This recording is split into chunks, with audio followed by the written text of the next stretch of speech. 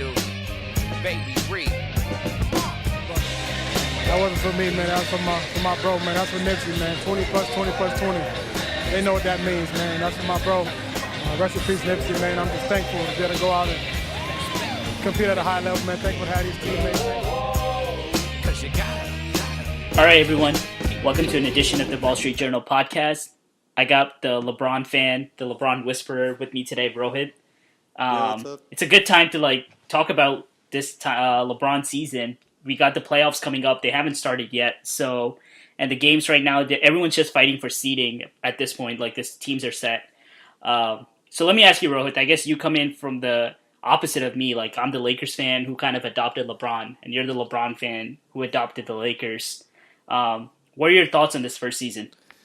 It was a very up and down season. Up at the we had our highest point, obviously Christmas Day and the Warriors, and then pretty much all downhill from there. I think there's a lot of takeaways from this season. I think it gives me a lot of it was obviously didn't go the way anyone wanted it to, and it definitely was a disappointment. I mean, I think I think people were first round, second round playoffs.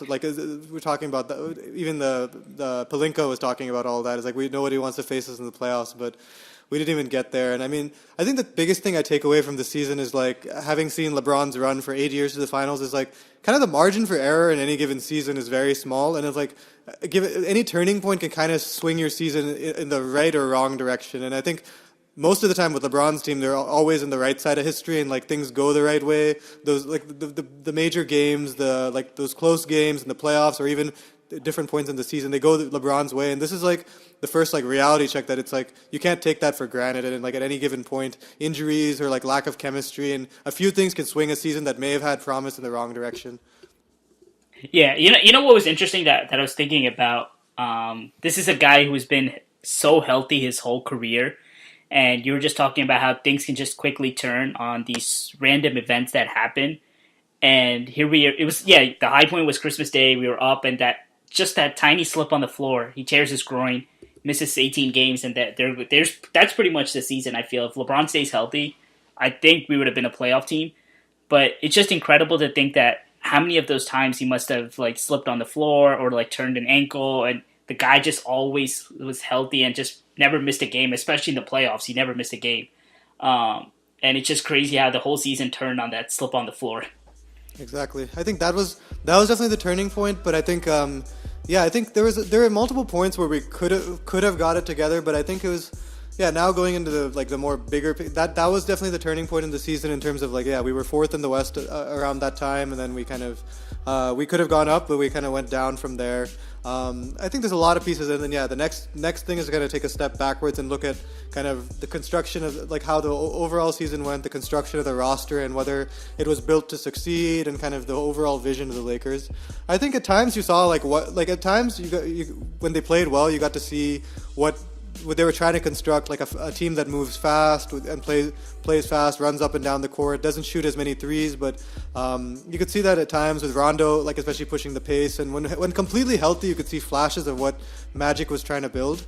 But there was we've been discussing this all year, just a lot of bad luck, but also just I think there were, but I have to kind of look back and say there were certain things where the Lakers didn't quite bring it all together as a front office.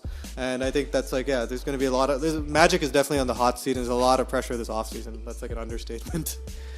Oh yeah, no, for sure. I think we can all agree the roster construction was definitely flawed, and we all kind of had this feeling that the roster construction was flawed, but the injury bug definitely killed us this season, and I just would have liked to see what we would have been as a healthy team, just because the day LeBron went down on Christmas Day, we find out the next day Rondo broke his hand and he's out.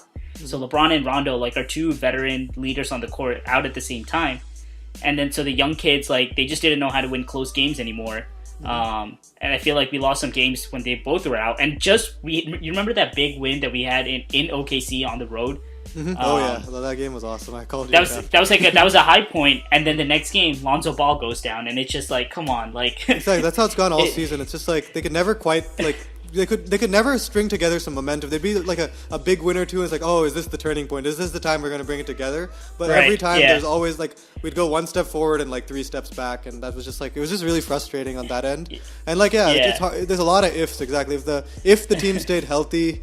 We don't. Yeah, I have no idea. They could have. It's very well possible they would have made the playoffs, but not to make like the excuses per se. I think Lonzo is definitely like no one's been talking about. People have been. We'll move to the next topic, I guess, on this note. But people have been quick to blame LeBron and Magic, and I think there are pieces of. I think there's some pieces of truth in all of that. But I think the thing that people don't talk about as much is kind of Lonzo Ball going down and how, kind of his impact on the defensive end. Because I didn't realize that until after he went down and how atrocious his impact on defense was actually pretty significant. I didn't appreciate that until after he went down.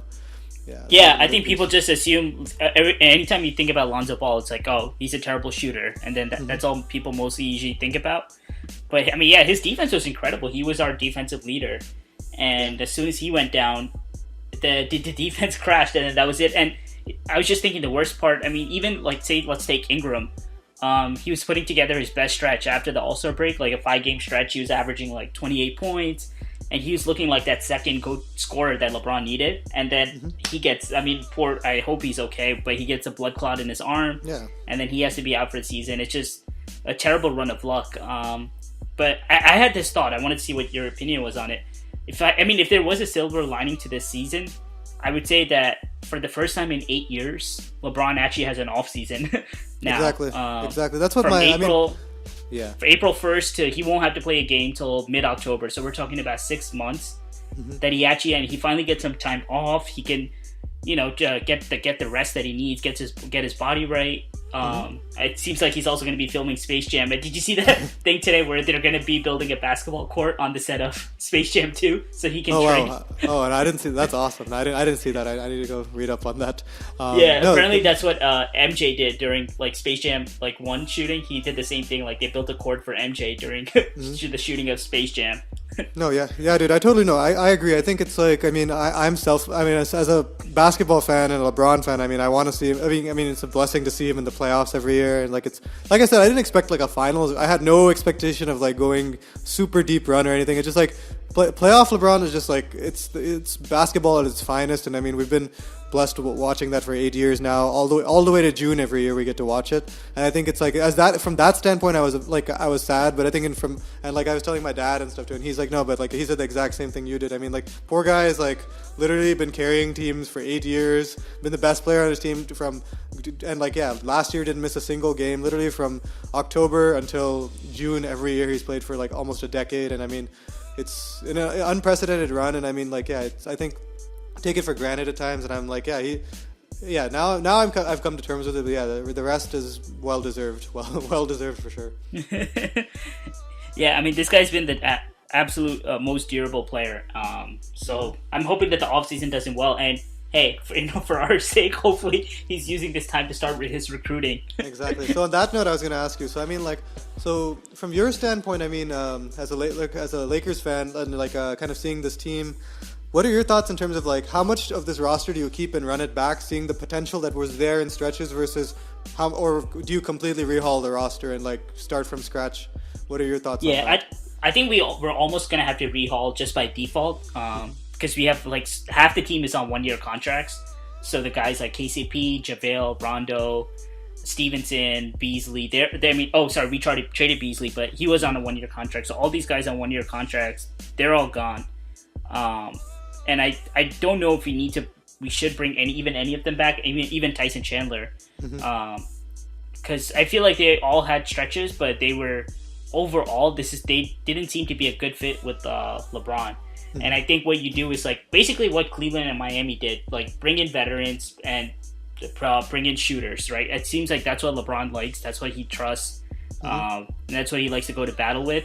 And then with the young guys, it's a delicate situation because they all already know that they're all expendable based on the trade deadline, what happened this past summer. So I feel like we should by default have to call the Pelicans and see if they'd be interested, just to see. I don't know if they'll engage us just because there's so much hostility there towards the Lakers. But But otherwise, then you're just gonna have to see if there's maybe another star that they can get, but not the level of Anthony Davis, like a Bradley Beal or something. Yeah, no, I agree with that. I think, I think there's certain pieces of this roster I wouldn't mind keeping. Like, I don't think if Rondo, like people like Rondo, like I think there was like Rondo did great with the bench unit and kind of was like a very good like secondary ball handler for the bench unit. So I think I wouldn't mind keeping Rondo and a few pieces. I mean, yeah, I agree. The rest of the, I think the only one I really like, yeah, Rondo. I can't really think of anyone else that is like, yeah, I absolutely want to see. I wouldn't mind keeping Stevenson. I mean, yeah, was okay with the bench. He had his little step back at the end, stepped on his foot, but still it was pretty dope play. He had his highlight at the end of the year. Yeah, I think, yeah, I agree with that. I think, yeah, going into that, yeah, the second turning point of the season where we could have got it together but didn't was just, man, dude, that Pelicans trade, not only was it how, like, I can't, like, there's a lot of, like, speculation of how it went down, whether it was, like, the bad faith versus, like, whether like there was ever a shot for the Lakers to get him versus how Magic handled it, and it was just that was a gigantic, colossal mess. I think if that was handled a lot better, we may have even, like, the morale might have been better. That may have been even a point where we might have been able to get it together. But you could tell, like, that the morale and the team and the energy was never the same after that whole debacle. And I mean, yeah, I'm like very weary of the whole. I kind of wish, like, I wish the Anthony Davis thing was that happened at the end of the season, and I wish we got to see how this team did without all of that and waited till the off season to deal with all that. But that's okay. I think. Yeah, I think it was just one of those complete misplays between Rich Paul and LeBron, because they thought, that they could kind of force the Pelicans to just execute this trade, and they knew that was the time to do it because Boston couldn't get involved. But yeah, I think no one estimated the amount of hostility the Pelicans would have towards the Lakers, and that's been like a recurrent trend. Mm-hmm.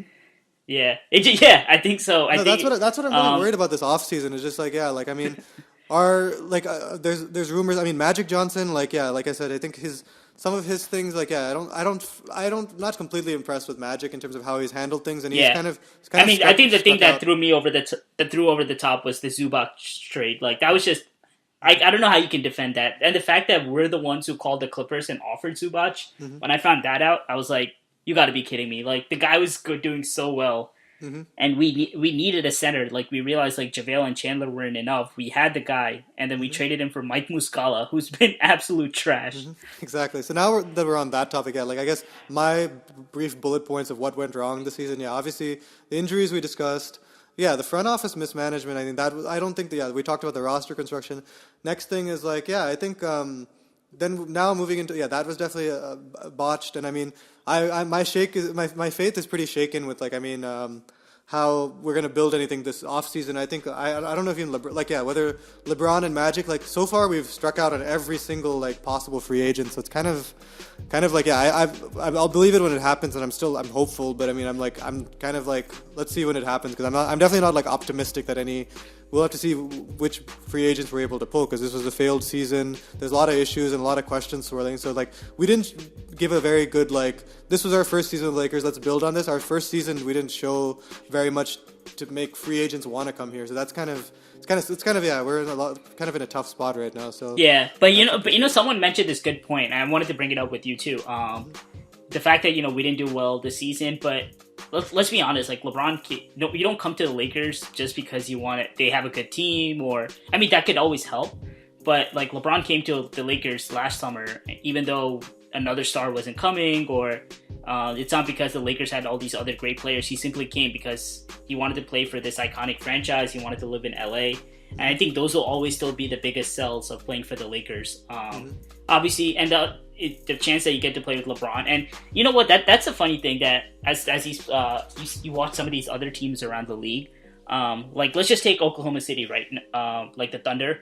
And, like, they started off well, but if you look at the standings, like, they're an 8 seed right now, the Thunder. And I don't know if, like, Paul George, like, he chose to stay in OKC over coming to the Lakers. And people said, the way he was playing, they lauded him for that decision. But at the end of the day, like, that's the thing LeBron always affords you. And Kevin Love said this amazing quote. He's like, I went through all those, like, tough times, when, like, LeBron would call him out or, like, subtweet him and all that. Or, like, he would get the criticism as LeBron's teammate for not performing up to par. But he said at the end of the day it was worth it because he went to the finals 4 straight times after being stuck in Minnesota. And for all these guys who love to take shots at LeBron now, it's like if you play with him, like if you give him a superstar, he's going to take that superstar and maximize him, and like he's going to get you to the highest winnings like that you haven't experienced before. And that's what I think Paul George is missing out on. Like he's stuck as an 8 seed now in the West, and they're probably going to lose to Golden State in the first round. And, I just wonder if like that, I guess some people like that more than just rather than playing with LeBron, but that's their own choice. Yeah, exactly. Now I guess now we can go at like all the LeBron criticism and kind of the shots taken at him. It's just crazy. It's like, it seems like they've literally, all these guys have been waiting for LeBron to just fail a little bit so that they can take shots at it, because they haven't been able to do it for 8 years. Exactly. I've been used to this. I mean, like I think I haven't forgotten. I mean, since I've been there since way before 8 straight finals and all that, and it's like, yeah, I mean, everyone always crucifies LeBron when he doesn't do well, and it's like, yeah, it's either like you're the GOAT and like it's either feast or famine with him. There's never like a middle ground with LeBron. It's either like ridiculous praise and like not giving enough credit to the teammates and everything else, or it's just like, yeah, everything is his fault, and it's like never anything in between. Yeah, there's been a lot of people waiting for a long time to kind of come out at LeBron, and I don't necessarily blame them. I mean, I take it like just like being a front runner myself. It's like it's a kind of a sign of. It's like I take it as like a sign of like. I mean, if you're successful enough, everyone's coming for the throne. I think like, yeah, all these people calling him out, and like everyone's been like waiting for LeBron to kind of falter, because I mean 8 straight years has run the East, and I think people have been waiting, and they have. I mean, rightfully so, to kind of get their moment and take their crack at him. And I mean, it's like, I mean, they haven't been able to do it for 8 years, so that's why I take solace in that. I'm like, I expected that, and I've been. I mean, obviously, I've been not follow since as I saw how the season went and like kind of stuff like that. I've been kind of tuning out some of the noise a little bit more, but I've kind of heard rumblings of what's been going on. In terms of my honest opinion about like, I think LeBron this year definitely was like last year, dude. He played at a level that I didn't expect him to play at. I mean, 82 games, and like he just like was playing out of his mind last year. And I think besides beating the 73-9 Warriors, the Cleveland championship, I think last season was the second most impressive accomplishment, dragging that sorry Cleveland team to the finals. So you saw him at his like best last year. He wasn't at that, and I think that's a very high bar for any athlete to meet. And I think that was one of his best years. This year he was fine. I mean, he was like pretty solid LeBron, but like not like he had flashes, but I think he wasn't quite the same after the injury. And I think it's like, yeah, he was still serviceable and still LeBron, but it wasn't like, yeah, he's not going to carry this franchise at the level he's carried other franchises, which is what the team needed this year.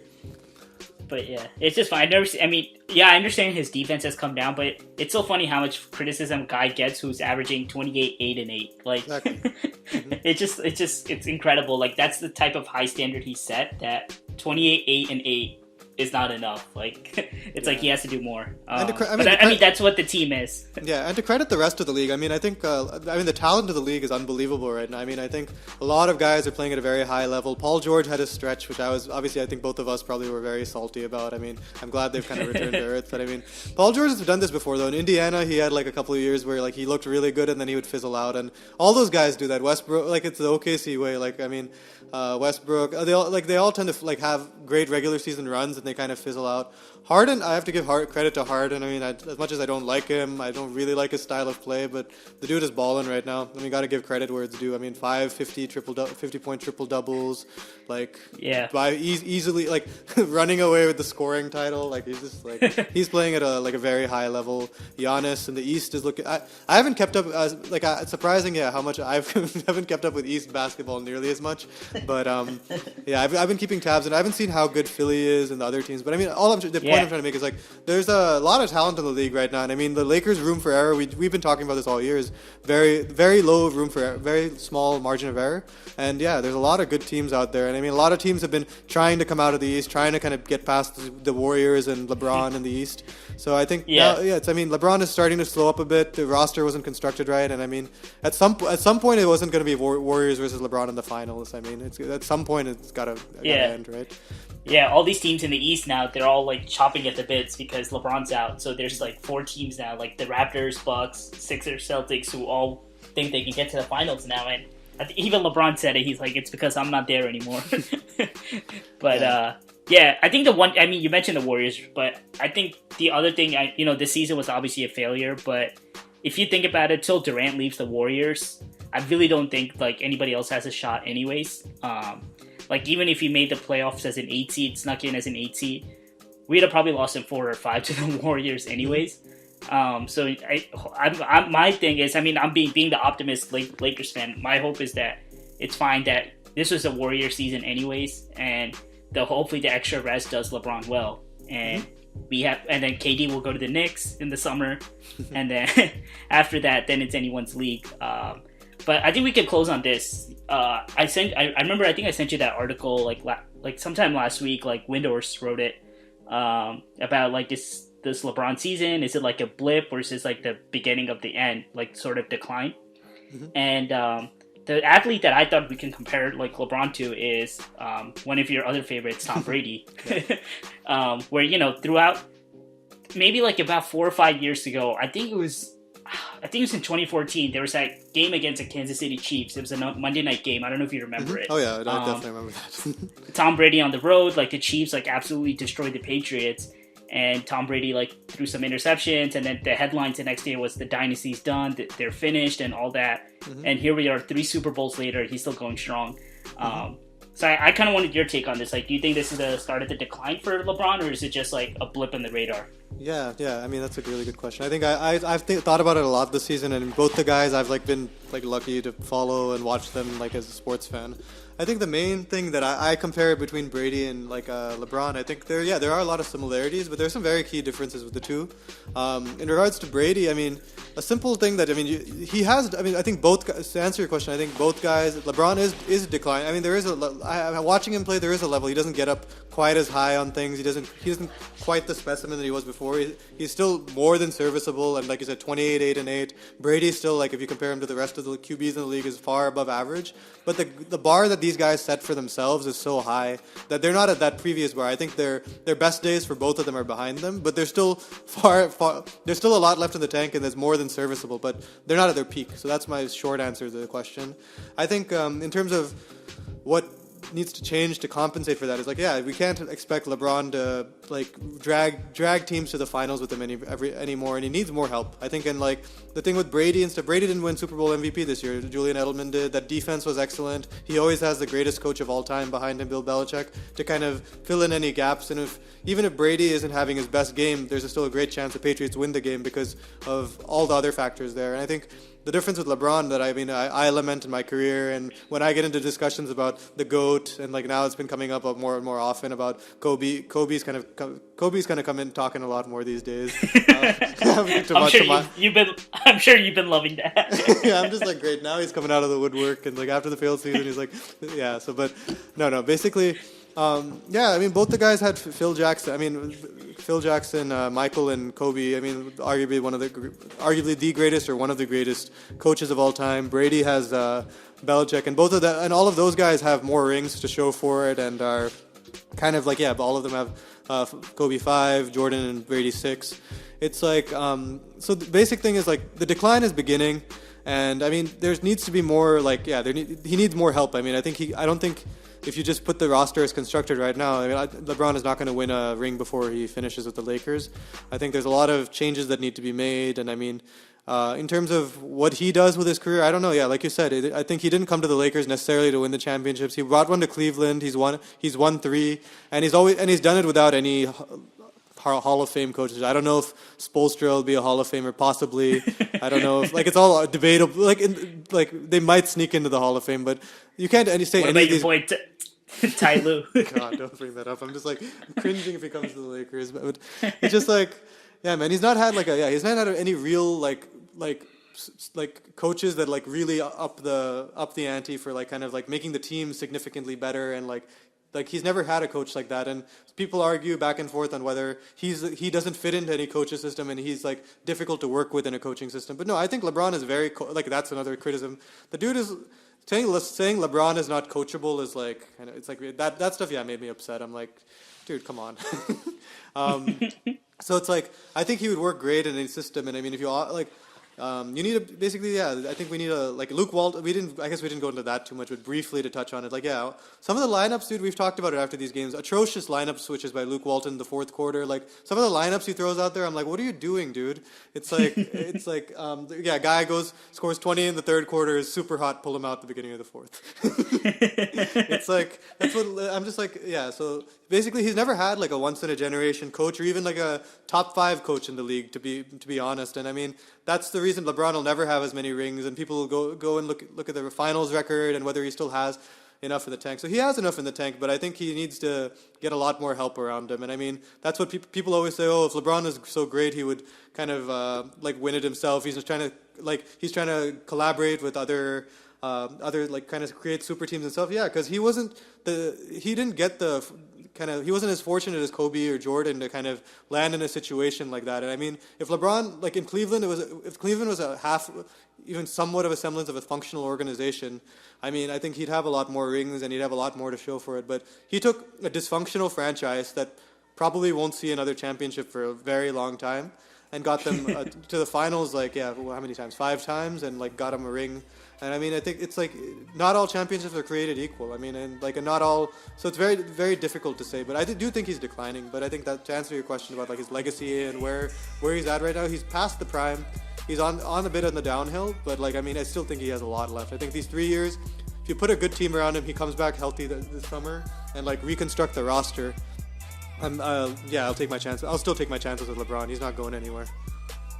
Yeah, I mean, I was under the same impression. I think just because of one season, you can't just assume a player's on the decline. If you see it as a trend across next season, then maybe I think we can have that discussion.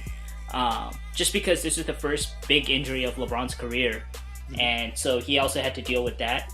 And we've seen this across athletes in different sports where it looks like they're on the decline, but they're able to rebound. Like whether it's Brady or like if you take some in tennis like Federer. People counted them out, and then with today's age, technology and like the sports medicine that's in place, like these athletes are able to play for longer, and we know how much time and money LeBron dedicates to himself. So I'm not ready to rule him out yet, and I think we'll see like at the beginning of next season, and hopefully like they get some better teammates around him to maximize the time that he has left still at the top. Yeah, dude. But it was. Exactly. So we'll see what they do in the off season. Maybe we can discuss like in the off season kind of better roster construction. And I mean they kind of we need to see like the lottery kind of. This is going to be a big the lottery's coming up. Then I mean Luke Walton's probably going to get fired. So hopefully their next hire is like someone better. Off season's going to be a lot of fun and speculation. Yeah, I think we can take a much needed rest from I think LeBron can take a much needed rest. We can kind of sit on it. This year I can I can kind of relax and watch the playoffs very stress free. Like the Warriors, whatever happens with them, I'm like whatever. I'm like I said. I mean, my like tune with the Warriors has changed after Durant's there. I mean, I'm not. If they win, it's like okay, good for them. But if they don't, like a part of me is also always kind of like I kind of want to see them fail. To see some new blood, but we'll see how it goes. I mean, but I think this playoffs will be fun. The East is going to be a lot of fun this year. I think the West too. I think the Warriors are not going to have. I think it's going to be challenging. I think there's going to be some really good series. And every year the Warriors, people assume they'll coast into the finals, but they always do face 1 or 2 series every year. They're always that will be pretty tight and contested. So it's going to be a lot of fun. I mean, I'm excited for playoff basketball for sure, and I can kind of watch it more of as like an unbiased spectator this year. Same. I'm very excited.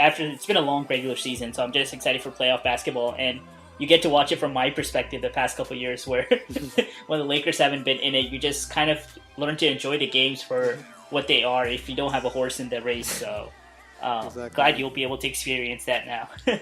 Yep. All right, man. All right, man. It was good catching up. Good talking to you. Yeah. All right. See ya. See ya.